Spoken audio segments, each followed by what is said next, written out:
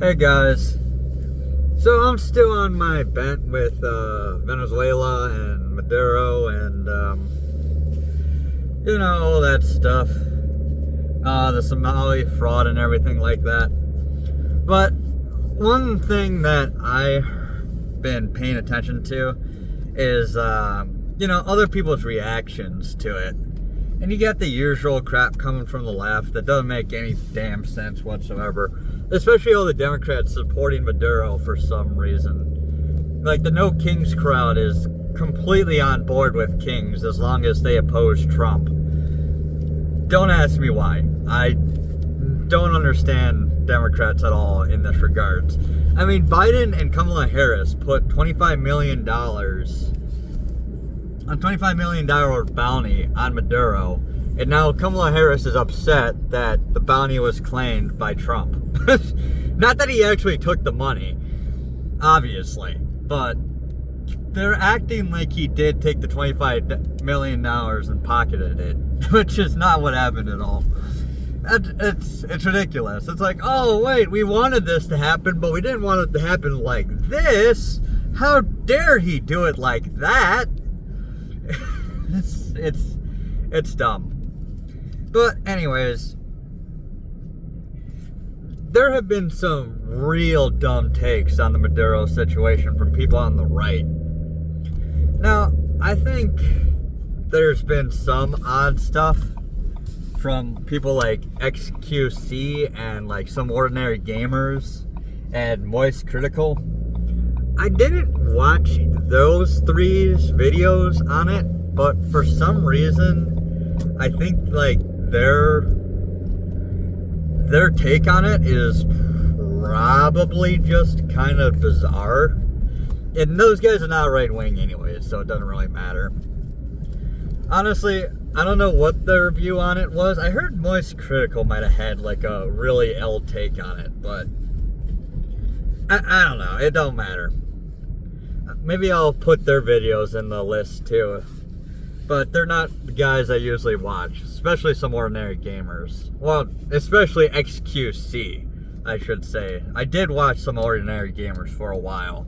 And then I just kind of got sick of his, like, I don't know, milquetoast views.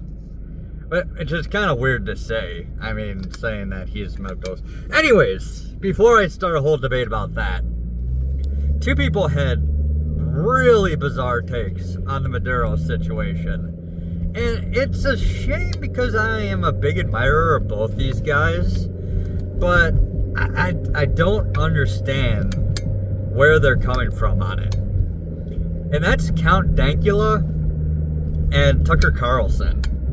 And they're both just completely bizarre takes on it. So Count Dankula came at it from the angle that this wasn't a humanitarian, like, rescue. United States didn't do this out of the kindness of its heart. It's all about oil. Like, you guys all fell for it. You're falling for it again. Why are you falling for it? Like, why would you allow this to happen again? And I'm just like, yeah, it's about the oil.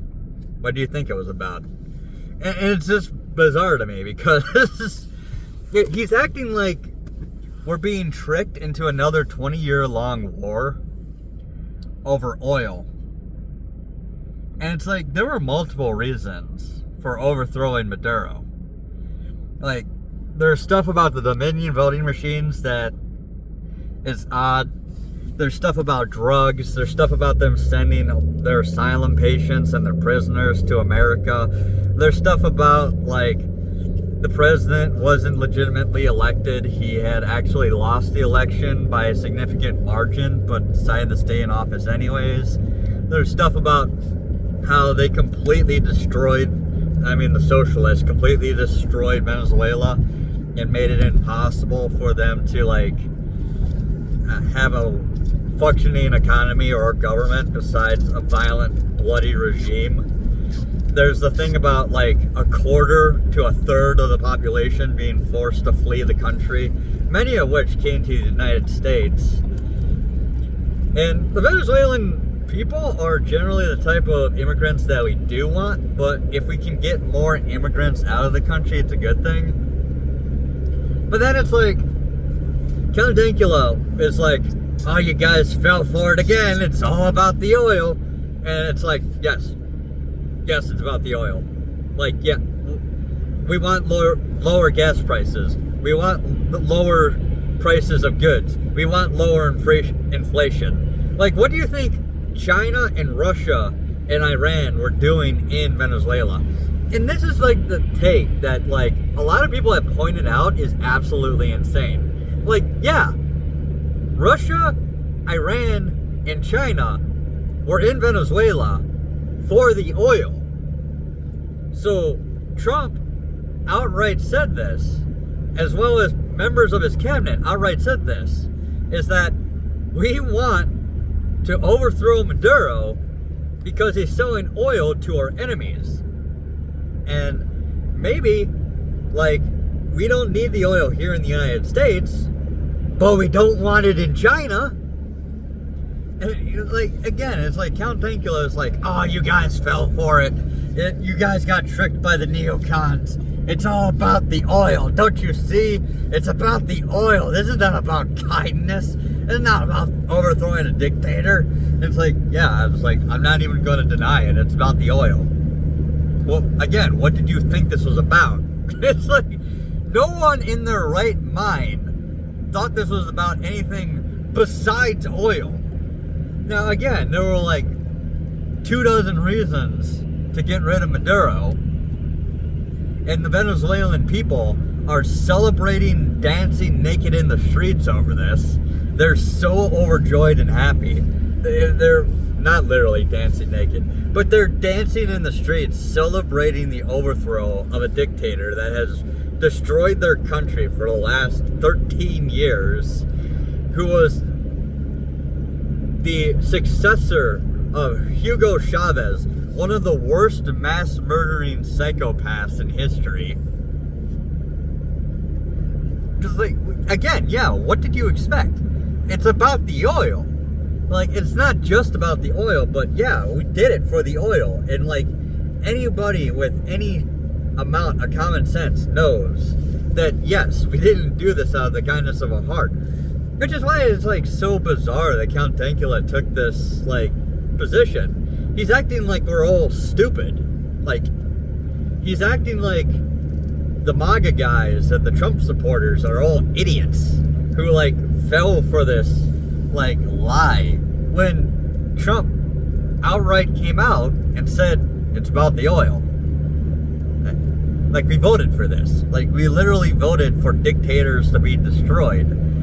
And instead of like starting a 20-year-long war, we kidnapped one dude and left the rest of the power structure in place with the overt threat that we can do this at any time. Like, there's nothing you can do to stop us. Like, if we wanted to come get your vice president and your generals and like anybody else, we could do it.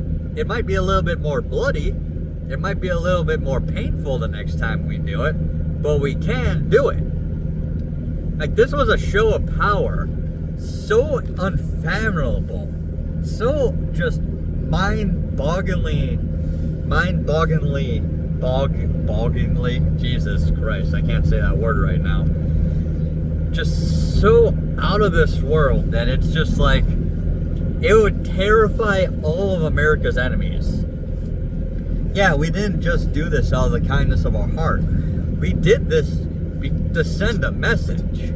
And like, for Count Dankula to act as if we're all stupid for supporting this.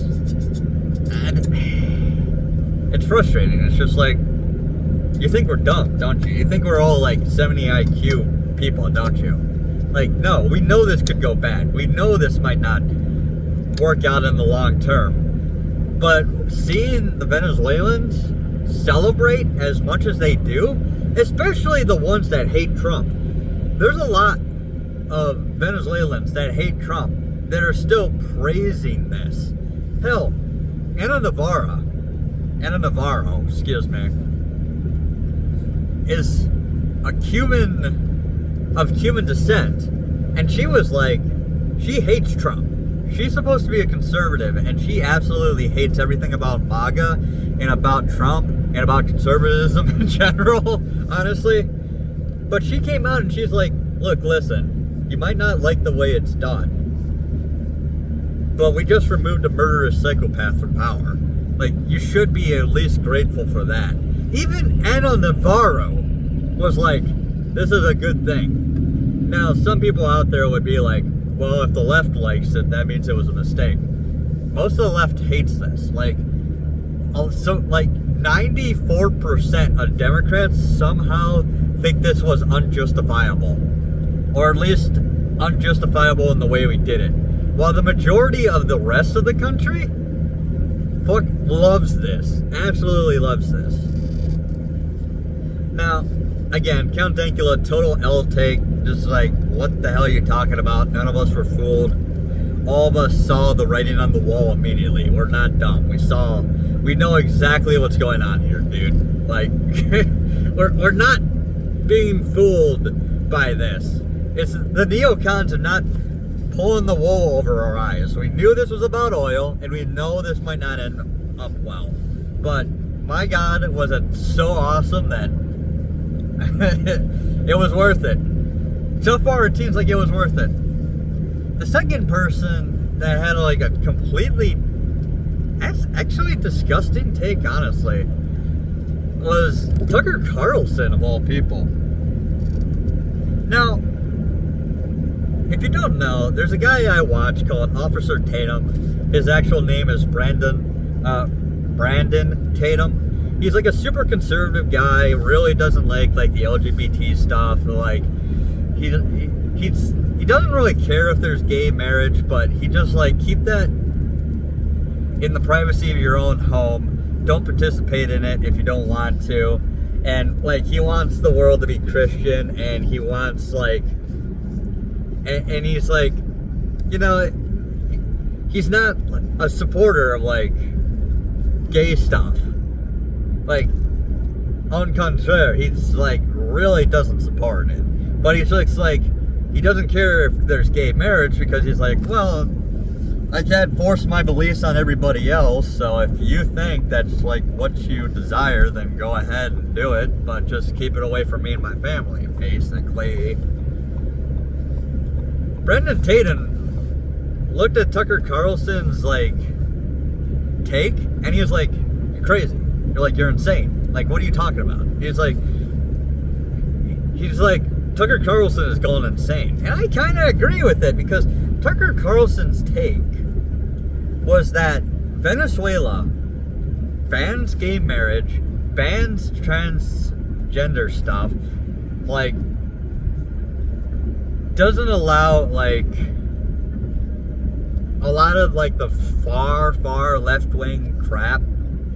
Like, doesn't allow the LGBT stuff. And his take was Venezuela is the second most conservative country in our hemisphere, behind El Salvador. And the United States overthrew Maduro and the socialist government there in order to push for more LGBT stuff and transgender rights in Venezuela.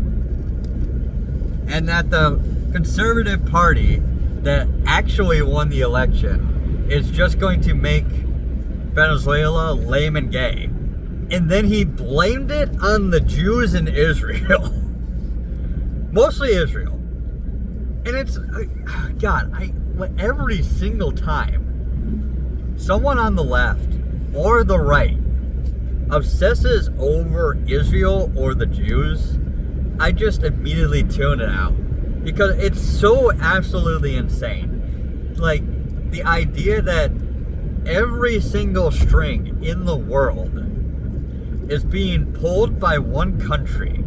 Like, that idea is ludicrous. Especially since Israel cannot stop the 10 countries that want it to be destroyed. Like, they can't, like, overthrow all those governments and replace them with pro-Israel governments. Like, they can't stop the mass protests against Israel in the United States. That can't stop, like, the U.S. representatives in Congress that absolutely despise Israel. Like, I listen to Nuxtaku, if you want to call him that. And he is a Jewish guy, and he is like so absolutely sick of everyone on both sides blaming the Jews for everything. And I kind of agree. It's like, just ignore them. Just like, see, like, if I was president, right, and I went to Israel, and like, there's that sacred wall, right, and they want you to wear the little cap. I forget what the name of it is off the top of my head. Frick. Oh. Anyways, it seems by a lot of people, or like a lot of individuals, it, like, when a U.S. president goes over there, they're supposed to wear the little cap, and then they're supposed to approach the wall, and then they're supposed to place one hand on it. And to some people on the right, it seems like they believe that that is surrendering Israel, that makes you a puppet of Israel, that makes you forced to do whatever they say for now into the hour that you die. And that if you do that, if you engage in that activity by respecting the Jewish faith like that, that means you're a total slave to Israel.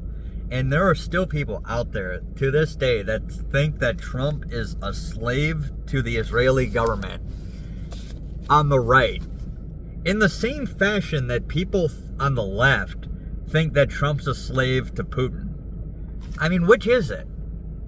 Is he a slave to Putin, or is he a slave to Israel? Both of those are absolutely insane takes. Now, for me personally, if I was president, this is what I would do, okay? I would put on the little cap, I would go up to the wall, and then I would take the cap off, because I'm Catholic, and I think it would be sacrilegious both to the Jewish faith and to the Catholic faith for me to engage in that ritual. Like, it would be completely disingenuous. It would not make any sense for me personally to wear the little cap and go up to the wall and just touch it like that, because I'm not Jewish. I'm Catholic. And while the Catholic faith and the Jewish faith are not mutually exclusive, in fact, there are Catholic priests that will espouse the Jews. There was a sermon, like, in my church the other day, where the priest was like, the Jewish people are still God's chosen people. They were the ones who originally were brought to God, shown the light, and even though they didn't get absorbed into our faith, that doesn't mean that we have to reject them, that we have to hate them. They are still God's chosen people. They were the first to learn the truth. Just because they didn't accept Jesus as their Lord and Savior doesn't mean that we should hate them. And I agree with that. Like, but for me, putting on the little cap and going up there would be so disingenuous. I would go up there with the cap, I would take it off, and I would hold it gently in my hand, not letting it touch the ground, not letting the wind blow it away, and I would get down on one knee and pray in front of it, with one hand held up like this, like the kind of like two fingers up like this, as if I'm going to bless somebody. Now, if you don't know this symbol is very common depiction of like Saint Patrick or Saint Peter, both of them, where it's like you give the sign of the cross. And then I would pray the Lord's Prayer, the Hail Mary, and then the is now and forever shall be, a world without end. I forget the name of the prayer, but like if you recognize the Catholic faith, you would know what the prayer is that I just spoke. As it was in the beginning, is now, and forever shall be, a world without end. Amen. Can't remember the name of it, but those are the 3 prayers I would say. And then, without touching the wall, or maybe I would stand up and touch the wall, but I wouldn't do it with the cap on, because again, that would be completely disingenuous. And then I would get up, put the cap back on, and then walk away. And like, what would Israel do about it? Like, honestly, if I was the president of the United States, they'd be like, oh, this is sacrilegious, like, oh my God, like, this is horrible. Like, the Democrats would be crying, like, pissing themselves about it. The Republicans also would be a little bit upset, and I'd be like, I'm not going to commit blasphemy. Like, it would be incredibly rude to both Judaism and Catholicism for me to pretend to be a Jew and engage in that ritual. It would, and I would look at the Democrats who would be crying and pissing and shitting themselves about it, and I'd be like, none of you care about religion. None of you do. Like, none of you even understand what I just did. You had no faith. You haven't cared about faith in decades. And then I would look at the right, and a lot of people on the right would be praising me. It's like, oh yeah, you didn't bend the knee to Israel. And I'd be like, this wasn't about bending the knee to anybody besides God. This is just me doing what I think is right. And like, you people who are blaming Israel and Jews for everything, you're just as insane as the people on the left. Because you just can't shut up about it. You can't stop hyper-focusing on one group of people and saying that this group of people somehow controls the entire world.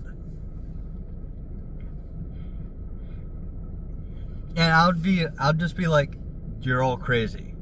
Like, all of you are crazy. And I'd just be like, there would be so much talk about like 65 nations have abandoned or whatever, and I'll just be like, I don't care. Like, I have my own beliefs,